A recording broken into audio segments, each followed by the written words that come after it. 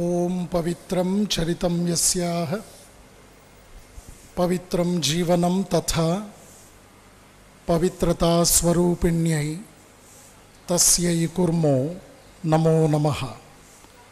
या देवी सर्वभूतेषु श्रद्धारूपेण संस्थित नमस्तस्यै नमस्तस्यै नमस्तस्यै नमो नमः।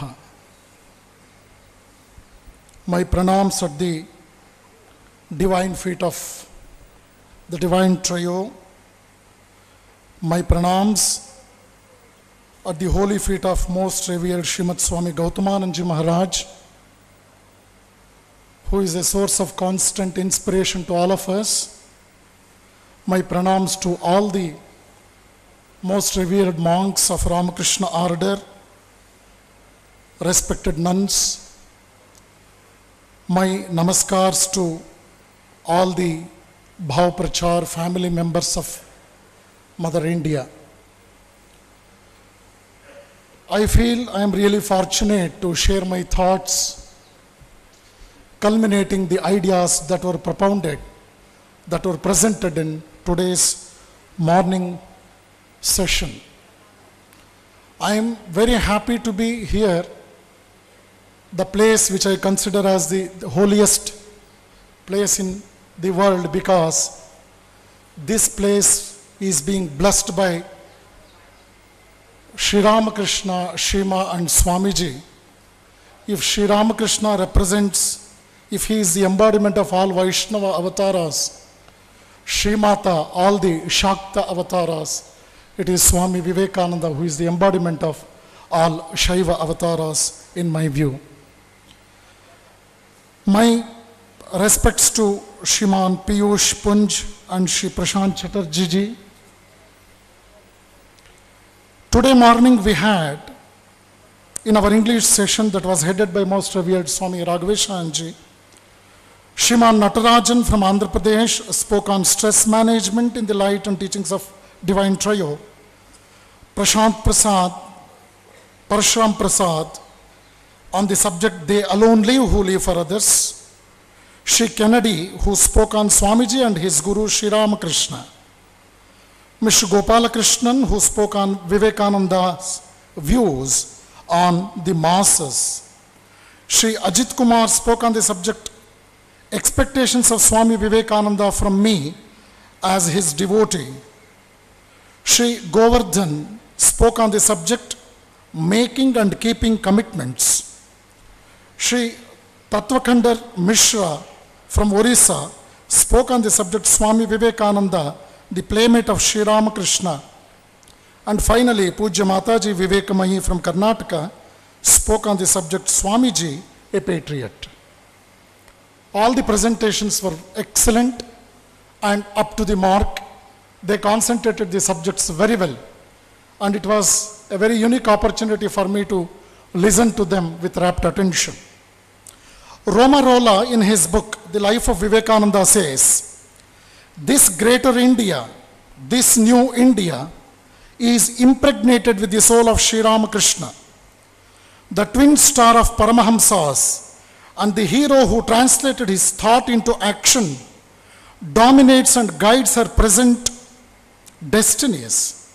Its warm radiance is the leaven working within the soil of India and fertilizing it. People all over the world are in search of peace, stability, amity among religions, and individual freedom in a sustainable society. All this can come only under the right kind of leadership. Here comes the historic importance of a spiritually enlightened leader like Swami Vivekananda, in whom, as Roma Rolla puts it, the four kinds of human energies, physical, intellectual, emotional, and spiritual, made a wonderful combination. Today the world is celebrating the 150th birth anniversary of Vivekananda. At this All India Convention for Bhav Prachar Parishad, a closer look was given at the many-sided genius personality of Swami Vivekananda and his work. Shri Tattvakhandar Mishra presented beautifully a paper on Swami Vivekananda, the playmate of Sri Ramakrishna. He referred to Sri Ramakrishna's vision of the Akhanda Loka, where the baby form of Sri Ramakrishna and the form of an ancient sage, Nara, appeared and unitedly decided to come down to the earth for their Nara Leela. Sri Ramakrishna himself has asserted their non-difference by saying that absolutely there is no difference between his body and Narendranath's body. Romarola in his biography on Vivekananda says, the great disciple whose task it was to take up the spiritual heritage of Ramakrishna and disseminate the grain of his thought throughout the world was both physically and morally his direct antithesis. It will not be difficult at all if we understand the work of Swamiji as the culmination of that started by Master. Swamiji reiterated again and again at various places that his only task was to work out his Master's ideas. He says, what I am is always due to him.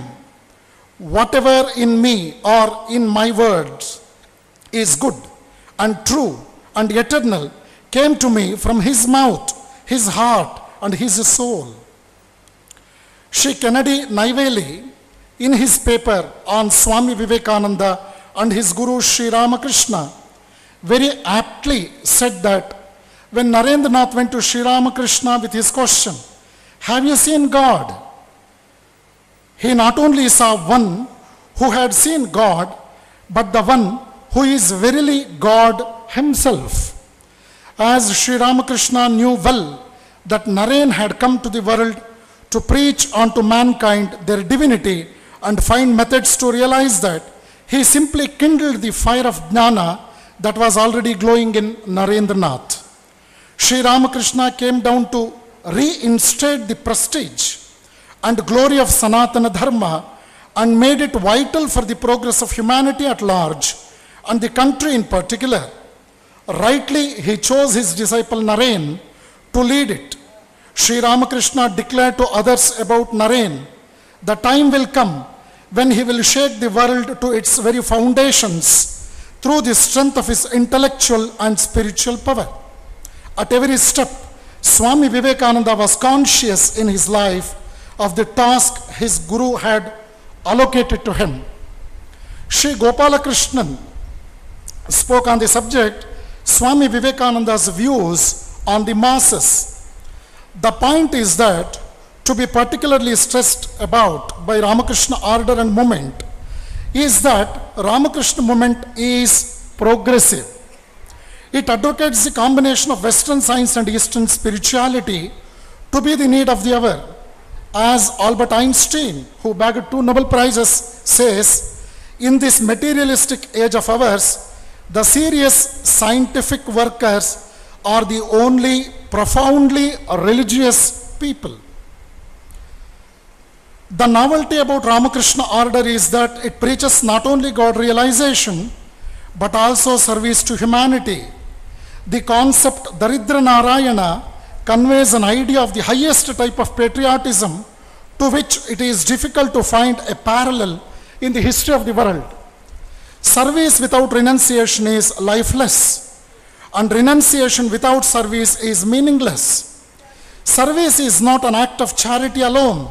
It is in reality an act of love, pure and selfish, done in disregard of the consequences.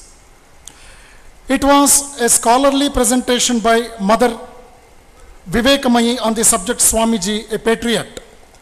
Mataji stressed on the point that this patriot saint of modern India not only supported his country but loved her fervently, adored her intensely and admired her greatly. Quoting Swamiji's words, Mataji said, practical patriotism means not a mere sentiment or even emotion of love of the motherland, but a passion to serve our fellow countrymen. His whole life was spent in sagacious understanding of the problems of India, finding solutions for them and working out the solutions. It was a dynamic love that was ready for any sacrifice for the good of India. Patriotism and humanitarianism became his passion, to be sublimated finally into a religion.